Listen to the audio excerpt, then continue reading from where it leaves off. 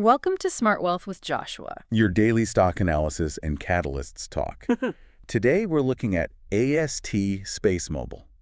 If you find our talks useful, please consider subscribe, like, and comment underneath. So I want you to imagine taking a spacious 4-bedroom house, right? Okay, 4-bedroom house. Strip away all the walls, flatten it completely, and just launch it into orbit at like 17,000 miles an hour. Right, just a totally normal real estate launch. Exactly. Oh, and its only job up there. To beam high-speed internet straight down to the exact same completely unmodified smartphone that is sitting in your pocket right now. Which is wild to even think about. It is. We aren't just talking about some cool science fiction concept today. We are looking at the literal rewiring of global telecommunications. Yeah, moving away from all those physical limitations of terrestrial cell towers. You know, the ones that get blocked by a random mountain or drop your call when you drive too far into the country. Right. It's a shift to orbital ubiquity.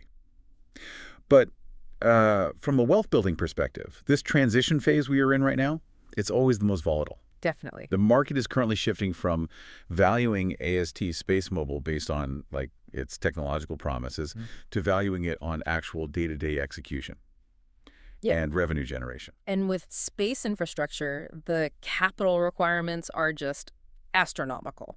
Okay, let's unpack this. We need to look at how a pre-revenue deep tech project actually transitions into a massive commercial infrastructure provider. Because the financial velocity we are seeing here is staggering. It really is. I mean, we're looking at a company that brought in just $4 million in revenue in 2024. But then, fast forward to the full year of 2025, they reported nearly $71 million. That's a massive leap. Huge. In the fourth quarter of 2025 alone, they hit over $54 million in revenue. That beat estimates by nearly 38%. Yeah, and what you're witnessing there is a textbook S-curve inflection. When we talk about an S-curve in tech investing, we mean that long, flat period where a company is just burning through cash on research and development. Just digging a money pit, basically. Exactly. But then it suddenly hooks sharply upward when the product actually hits the market.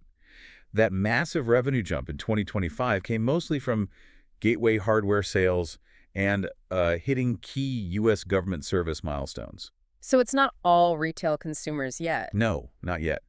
But that $54 million in a single quarter, that is the market's proof of concept. It proves the demand is real, and these massive clients are finally opening their checkbooks. I hear that, but I have to push back hard on those top-line numbers for a second. Okay, go for it. Because the bottom line tells a completely different story. I mean, despite that impressive revenue jump, the company is still entirely unprofitable. Well, yes. They posted a Q4 2025 loss of negative 26 cents per share.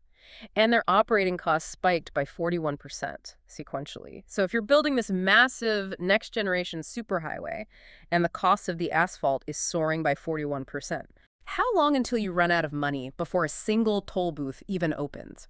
Are they just burning cash way too quickly to actually survive the build-out?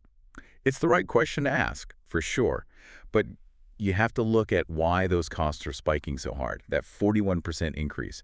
That is exactly what happens when you transition from hand-building a few prototype satellites in a lab to scaling up a physical, high-volume manufacturing assembly line. Okay, so it's the cost of the factory, not just the product. Exactly. They are building the superhighway. What's fascinating here is that AST SpaceMobile has actually effectively de-risked its near-term survival. Wait, really? How? Through its balance sheet. You Yeah. have to look at their pro forma liquidity position. Okay, stop right there. Break down pro forma liquidity for us. What does that actually mean in plain English for their cash runway? Right, so pro forma liquidity essentially means the total cash they have sitting in the bank right now, plus any reliably committed capital they can tap into immediately if they need it. Got it. And they ended 2025 with a liquidity position of approximately $3.9 billion. Wow. Yeah. They built this absolute war chest by raising over $3.5 billion during the year, alongside a recent convertible note offering. So they are sitting on roughly $3.9 billion in deployable capital right now. Exactly.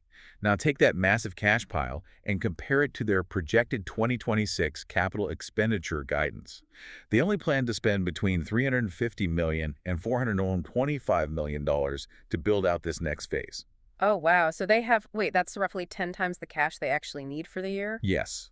They can easily cover the construction of this network without sweating the month-to-month cash burn. The superhighway is fully funded. Okay, fully funded superhighway. But you still need cars to drive on it to actually make a profit. And that brings us to the second half of the equation. AST SpaceMobile already boasts a contracted revenue backlog of over $1.2 billion. Contracted backlog, so these are signed deals. Yes, these are minimum committed revenue agreements. They aren't just hoping customers magically show up and start paying. The telecom customers are contractually obligated to pay once the network turns on. That's a huge safety net. It gives them a highly visible, locked-in pathway to positive EBITDA, meaning the point where their actual day-to-day operations finally become profitable, excluding all those massive upfront construction costs. Okay, but you can't service a $1.2 billion backlog with just, standard everyday cell towers. To understand why those capital expenditures are so high, we really have to look at the sheer physics of what they are shoving into these rockets. The Block 2 Bluebird satellites. Right, and these are not your typical toaster-sized little weather satellites. These are absolute behemoths. They feature a communications array that is roughly 2,400 square feet. Which is insane. That's the flattened four-bedroom house I mentioned earlier. It's the largest commercial array ever placed in low Earth orbit. And the reason it has to be so massive is actually really fascinating. Yeah, because a regular cell phone has a tiny little antenna, right? Right. It's designed to talk to a terrestrial cell tower that's maybe 2 miles down the road. Exactly. So if you want that exact same tiny little antenna to talk to a satellite 300 miles away in space, The satellite needs an impossibly huge ear to catch that incredibly faint signal. yes. And that massive ear is what allows them to process 10 gigahertz of bandwidth. We're talking peak speeds of 120 megabits per second directly to your phone. And the mechanism there is vital. I mean, competitors in the space right now are focused on sending simple, text-only SMS messages from orbit. Like SOS signals. Right. But delivering 120 megabits per second, that means you aren't just texting. You're streaming high-definition YouTube videos from a smartphone while standing in the middle of a remote national park. Which is just crazy to think about. It's a 10x capacity leap over prior generations, and it works with entirely unmodified smartphones, which feels like the absolute holy grail of this whole industry. It really is. Here's where it gets really interesting, though. The moment you mention space-based internet, everyone's mind immediately goes to SpaceX and Starlink. Okay. But their business models are fundamentally opposed. Starlink is a walled garden. Think of it like buying a proprietary Tesla charger that only works on your specific Tesla. You buy a Starlink dish, and you pay Starlink directly for your monthly bill. Right, but AST SpaceMobile is completely different. They are building the underlying electrical grid, so to speak. Yeah. That analogy is perfect. AST operates on a wholesale B2B2C model, business to business to consumer. They act as the neutral public utility grid. Existing telecom giants plug into AST's network using their own existing terrestrial spectrum. This lets the telecoms maintain their billing relationships with you, the consumer. AST is intentionally positioning itself as the not SpaceX infrastructure layer. But the boardroom proxy war here goes far beyond just SpaceX. We need to talk about Amazon. Oh yes, Project Kuiper and all of that. Right. Amazon recently dropped $11.57 billion to acquire Global Star. So you now have one of the most well-capitalized tech behemoths in human history fully entering the direct-to-device arena. If I'm an investor, my very first thought is that Amazon is just going to crush an independent player like AST. And that is a totally rational fear at first glance. Yeah. But you really have to understand the psychology and, frankly, the strategic terror of the legacy telecom companies here. Terror. Absolute terror. Amazon's massive acquisition actually validates the direct-to-device market. It proves the technology is the future. Yeah. But more importantly, it absolutely terrifies independent telecom giants like AT&T and Verizon. Wait, because if Amazon or SpaceX ends up owning both the satellite infrastructure in space, indeed the direct billing relationship with the consumer, then legacy telecoms like Verizon and AT&T basically get reduced to obsolete dumb pipes. oh wow, they'd lose their customers entirely. Precisely. That is their existential nightmare. They do not want to be subjugated by a big tech vertical monopoly. And because of that fear, these carriers are actively routing their capital, their partnerships, and their precious radio spectrum to an independent, neutral partner. Like AST. Exactly. They are funding AST purely out of self-preservation to ensure a neutral third-party grid actually exists. So AST basically becomes the rebel alliance for the entire telecom industry. Yeah, that's a great way to put it. And that completely explains why AT&T signed a binding deal with them through 2030. Yeah. and why Verizon just threw in a $100 million commitment and contributed their own spectrum. Right. These prepayments aren't just early revenue, they are strategic defense mechanisms from the telecoms to prevent an Amazon or SpaceX duopoly. Exactly. The legacy telecoms are essentially aligning their capital structure with AST's success. All right, so the legacy telecoms are highly motivated, the tech physics make sense, and the cash runway is massive. But we need a serious gravity check here because the market sentiment around this stock is violently volatile. We saw the stock run up an explosive 332% to a high of $129.89, right? But that was followed by a recent 9.4% pullback down to the $89 level. Yeah, this stock is the definition of a high beta, event-driven asset. Mm. The beta currently sits at 2.80. Meaning it moves almost 3 times as wildly as the broader S&P 500 on any given day. Right. The daily volatility routinely hits 19%, and that volatility is driven by highly speculative mission milestones, which brings us to the elephant in the room. The Bluebird 7 deorbit. Yes, the April 2026 deorbit of the Bluebird 7 satellite. Look, I have to ask. If your entire core business model relies on successfully putting 2,400 square foot arrays into orbit, doesn't a satellite physically falling out of the sky break the entire investment thesis? I mean, it is a critical stress test of the company's resilience. And the market initially reacted with exactly that fear, hence the drop. But when you unpack the mechanics of what actually happened, the details matter immensely here. The market and the institutional analysts are viewing the loss of Bluebird 7 as an isolated launch vehicle issue, not a fundamental flaw in AST's core satellite design. Explain the difference there for us. Okay, so specifically, the anomaly occurred with the new Glenn rocket's upper stage. The rocket simply placed the satellite in a lower-than-planned orbit, which eventually led to it naturally deorbiting and burning up. It wasn't that the Bluebird satellite itself failed to unfold its massive array or that its software crashed. It was just dropped off at the wrong altitude. Okay. So it's like ordering a hyper-expensive, really fragile package. The package itself was perfectly manufactured, but the delivery driver got lost and just left it in the middle of a busy intersection instead of on your porch. Yes. The delivery was botched, not the product itself. That is exactly how the industry views it. And just like a lost package, the financial hit is fully mitigated. Wait, how? The cost of that satellite is expected to be fully recovered under the company's insurance policy. So that $3.9 billion liquidity position we dissected earlier, Yeah. it isn't fundamentally dented by this loss at all. Okay, but even so, launch execution risk remains a massive binary bottleneck. You can build the best satellites in the world, but if the rockets keep dropping them in the wrong place, the network never scales. That is true. But there was a deeply bullish counterindicator that occurred right around the exact same time. What was that? While the upper stage of that specific launch had an issue, Blue Origin successfully landed the reused New Glenn rocket booster back on Earth. Oh, right. High-volume manufacturing of satellites is totally useless if you don't have high-volume, reusable rockets to carry them up there.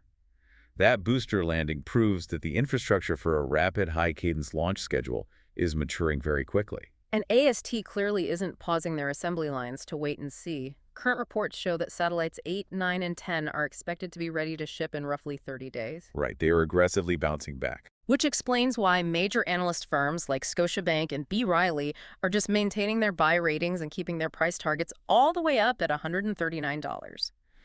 They believe the core tech works, and a single insured launch anomaly doesn't derail the broader build-out. Which pivots us perfectly to the execution phase.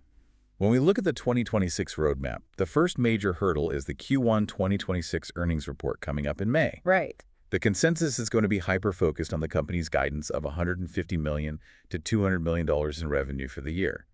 But more specifically, Wall Street wants to see the actual shift from hardware sales to recurring service revenue. Because hardware sales are just a great appetizer, but the high-margin recurring service revenue, that is the main course. Exactly. And that transition leads us to the true S-curve inflection point slated for summer 2026. The commercial beta launch with AT&T. Yes. That is the exact moment AST transitions from burning cash as an infrastructure builder into actually generating cash as a recurring service provider. Yeah. This raises an important question, though, about the broader macroeconomic tailwinds accelerating this whole timeline. Oh, like the government stuff. Yeah. The White House recently announced the National Initiative for American Space Nuclear Power, alongside a broader push for U.S. space supremacy with programs like Artemis II. Okay, but why does space nuclear power and lunar missions matter for a company that's just trying to beam YouTube to my cell phone? Because it signals a massive government mandate. Yeah. The U.S. government views the space economy as the ultimate strategic high ground, both militarily and commercially. Right. As an American company building secure, neutral communications infrastructure, AST inherently benefits from this macro environment. They are positioned perfectly to secure highly lucrative future government and defense contracts.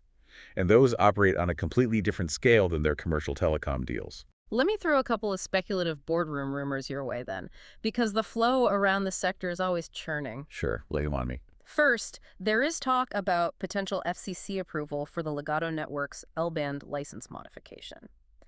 If Legato actually partners with AST, what is the strategic weight of that move? If confirmed, it would be a monumental catalyst. You have to understand, in telecommunications, radio spectrum is the invisible real estate of the modern world. Right. And L-band, that is the prime beachfront property.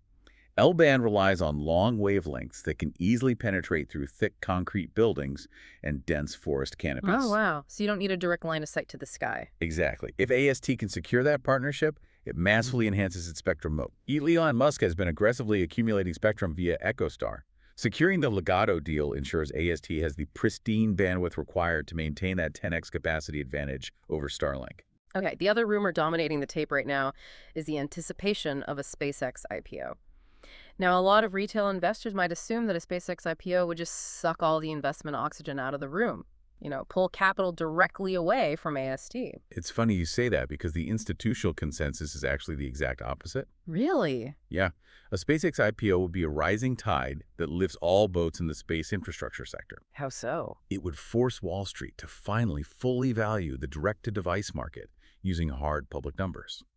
And because AST SpaceMobile is a pure-play, publicly traded alternative, literally the only wholesale direct-to-device provider on the public markets, a massive premium valuation for SpaceX would likely trigger a sector-wide re-rating. Ah, I see. It would force analysts to revalue peers like AST significantly higher right along with it. So what does this all mean? Let's synthesize all of this for the wealth-building perspective. We've dissected the explosive revenue growth to $70.9 million. We've looked at the massive $3.9 billion liquidity runway, the sheer physics of those 2,400 square foot mega satellites, the existential proxy war forcing legacy telecoms to fund them, and of course their manufacturing resilience following the Bluebird 7 drop. If we pull all of these threads together, what's your final takeaway? When you synthesize all the data and those macro tailwinds we discussed, AST SpaceMobile earns a highly bullish score of 7. A 7, okay. Yeah. It is actively positioning itself as the indispensable, not SpaceX infrastructure layer for global telecommunications. Yeah. Yes, the recent Bluebird 7 anomaly vividly underscores the binary execution risk inherent in launching things into space. It's hard. Space is hard. Very hard. But the mitigation factors here are overwhelmingly strong. You have billions in deployable liquidity, comprehensive insurance covering the physical losses, and a rapid manufacturing bounce back with satellites 8 through 10 shipping imminently. So they are essentially backstopped against the worst-case scenarios while perfectly preserving their asymmetric upside. Precisely. With massive BDDC partnerships locked in with giants like AT&T and Verizon, they offer an incredible wealth-building opportunity for anyone looking at a 12 to 24-month horizon. Yeah. They're actively targeting a $1 billion commercial run rate by 2027. We are watching a company successfully cross the chasm from a pre-revenue science project into continuous global commercialization. It really is a fascinating inflection point, and not just for an investment portfolio, but for human communication as a whole, which kind of leaves you with a final thought to mull over today. Yeah. If our everyday unmodified smartphones are soon seamlessly connected to massive infrastructure arrays hundreds of miles above our heads, will the distinction between terrestrial internet and space-based internet eventually just disappear entirely? That's a great question. And when the cell towers are no longer anchored in our cities, subject to the laws of the countries they reside in, but are instead orbiting the Earth at 17,000 miles an hour, who actually controls the geopolitics of global communication? Something to think about. Definitely. Thanks for joining Smart Wealth with Joshua today, and keep questioning the world around you.